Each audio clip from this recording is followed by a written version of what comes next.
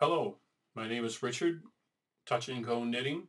I'm going to show you how to use the application I've created that is being released in the first weeks of May. When you open the application, it opens to the swatch gauge screen.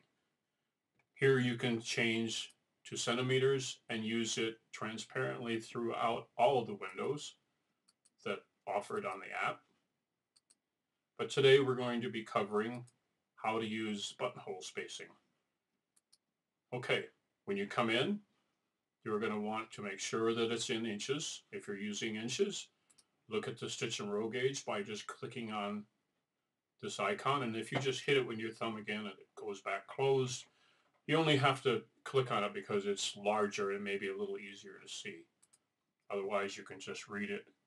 If you don't use 4x4 and 10x10, you can click on the little eye and it'll put it into 1 inch instead of per 4 inches or per 10 centimeters. Okay, we're ready. Let's do a buttonhole spacing.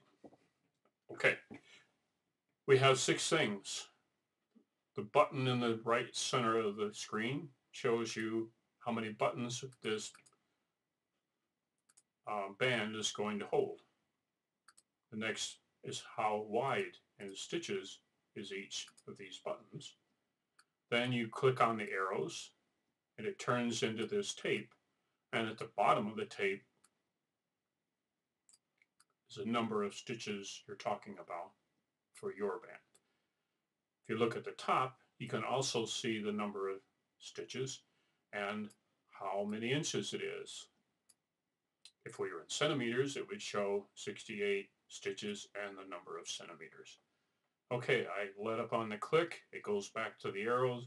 We have 68 stitches, 9 buttons, 3 per width. So let's look at the top margin. We set it the same way as we did the other things. The bottom margin, same thing again. Okay, it disappears by itself. Some of you are wondering, I do it in rows. Row-wise is okay. Switch to row-wise. Everything's there. Make one little click, and you can do it row-wise. So, stitch-wise or row-wise. The condensed instruction set shows that we have the top margin as we set it in the bottom, that we have probably a total of 9 buttons because there's 6 plus 2 plus 1 is 9. And there's going to be a gap on 6 of them with 4 stitches and 2 of them with 5 stitches. And everything will come out to exactly 86 stitches. Let's look underneath. 68 stitches as I inverted.